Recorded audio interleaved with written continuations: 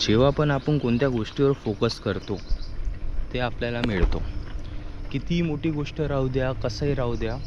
जसं तुम्ही अगर तुम्हाला कोणती गोष्ट पाहिजे असेल, कोणाला घर पाहिजे, कोणाला कार पाहिजे, तर तुम्ही तुमच्याजवळ काय म्हणते ब्ल्यूप्रिंट पाहिजे. जसं की आपल्याला महिन्याला किती एफर्ट्स घ्यायचे आहे, इयरला किती एफर्ट्स घ्यायचे आहे आणि डेला किती एफर्ट्स घ्यायचे आहे. आणि त्याला जसं जसं तुम्ही डिवाईड करणार तर तुम्हाला माहीत पडेल की आपण हे तिथपर्यंत पोचू शकतो.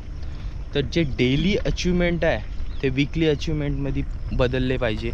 जे वीकली तुम्ही काम करताय ते तुमच्या मंथली झालं पाहिजे. अकाउंटेबल राहा जे तुम्ही म्हणजे नाही का. आणि तिथं लॉ ऑफ अट्रॅक्शन एक अशी वस्तू आहे की तुम्हाला ग्रॅटिट्यूड राहिलं पाहिजे.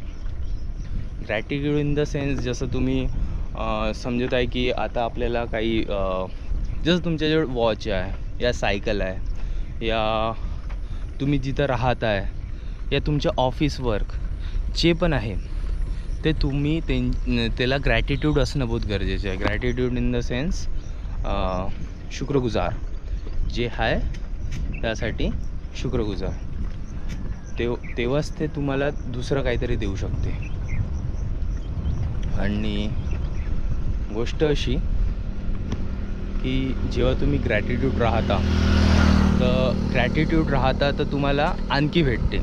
अगर कोणता पण एक असेल, अगर तुम्ही इमॅजिन करा तुम्ही ग्रॅटिट्यूडच नाही तुमच्या सायकलविषयी, तर काय होणार, ते सायकल जंक खाऊन पडून राहणार, कारण की तुम्हाला त्याची व्हॅल्यू नाही.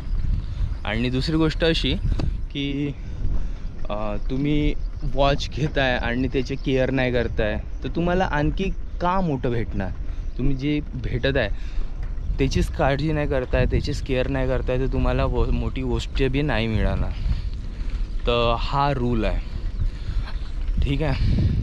तुम्ही हेल्थ कॉन्शियस राहिले पाहिजे. सगळे म्हणते मनी ओरिएंटेड राहिलं पाहिजे, पण मी तर म्हणतो हेल्थ कॉन्शियस राहिले पाहिजे. तुम्हाला डेली वर्कआउट केलं पाहिजे.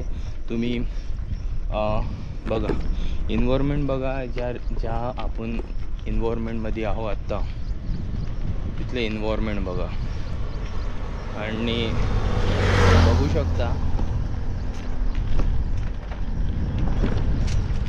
तर ग्रॅटिट्यूड राहा.